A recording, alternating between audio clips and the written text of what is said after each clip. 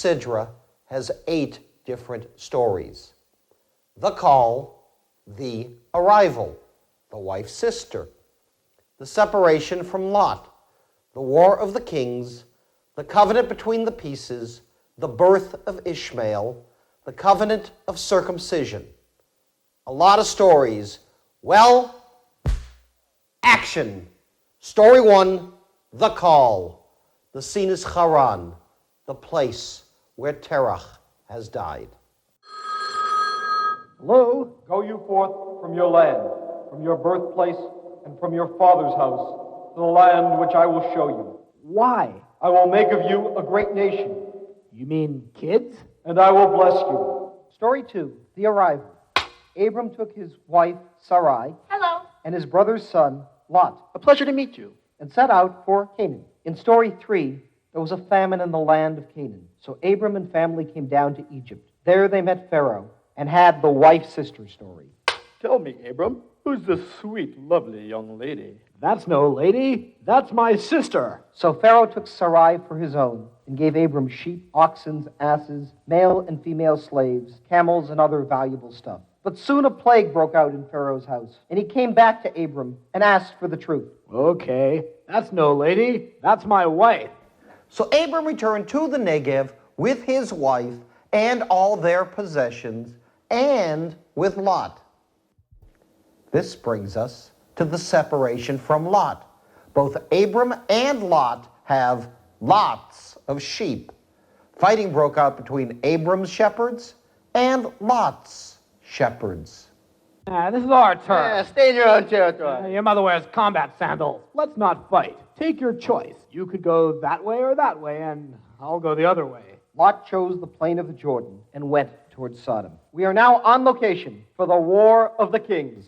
Well, Gris, this is the situation. Remember that Abram's nephew Lot has moved to Sodom. Sodom is one of the 5 places being attacked by the other 4 kings. When Sodom is overrun, Lot is taken hostage. And Abram goes to war, winning the battle for the whole Jordan Valley coalition. We have here at our microphone Melchizedek, the righteous king of Salem, who has brought out bread and wine and is throwing a feast in honor of the victory. Melchizedek would like to make a statement. Melchi? Blessed be Abram of God the Most High, creator of heaven and earth, and blessed be God Most High, who has delivered your foes into your hands. After the battle, Abram is moping around camp.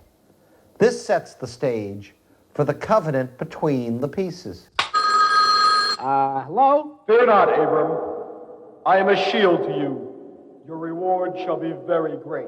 Big deal, Lord God. What can you give me, seeing as I'm going to die without having a kid? Look toward heaven and count the stars, if you can count them. Well, there's the Big Dipper. It has 9 stars. That's how many descendants you'll have. There's the Little Dipper. That's another 7. Take a heifer, a she-goat, a ram, a turtle dove, and a young bird. There is Cassiopeia. That's 11 more stars. Know that your children will be strangers in a land which is not theirs. I can count the Pleiades as 5 stars. To your offspring I will give this land. It is a covenant. Sarai noticed that Abram was unhappy about not having a son. This brings us to the birth of Ishmael. Look, dear, the Lord has kept me from getting pregnant. Consort with my maid Hagar, the Egyptian. Perhaps I will have a son through her. However, a short time later, This is all your fault. I put my maid in your bosom, and now that she's pregnant, I become nothing in her eyes. Let the Lord decide between you and me. Your maid is in your hands. Do as you see right. Oh, Hagar, after you finish the dishes, you'll scrub the 10th floor, and then hang up my wardrobe, and then there's the grocery list. Hagar runs away from home and meets an angel who recites poetry. Hagar, Sarai's maid, where have you come from, and where are you going? I'm running away from my mistress, Sarai. Now for the poetry.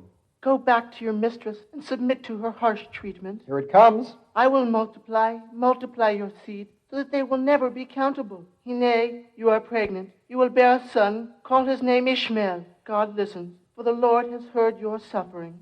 What did you expect for an angel's poetry? In any case, Hagar goes back and Ishmael is born. Meanwhile, time is passing. Abram is 99 years old, and it is time for the covenant of circumcision. Hello? Who is this? I am El Shaddai. Walk in my ways and be blameless. I will establish my covenant with you, and I will make you exceedingly numerous.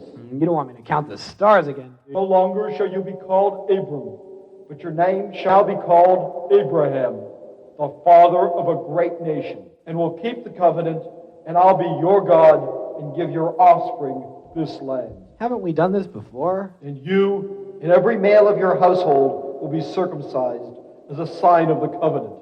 Excuse me, Dad. I hate to interrupt, but I've got to go to soccer practice.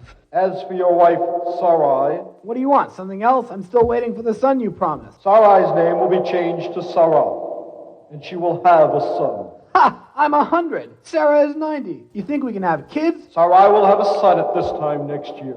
You will name him Isaac, and I will keep my covenant with him. Well, Orion adds another 15 stars, and then there's Cancer the crab.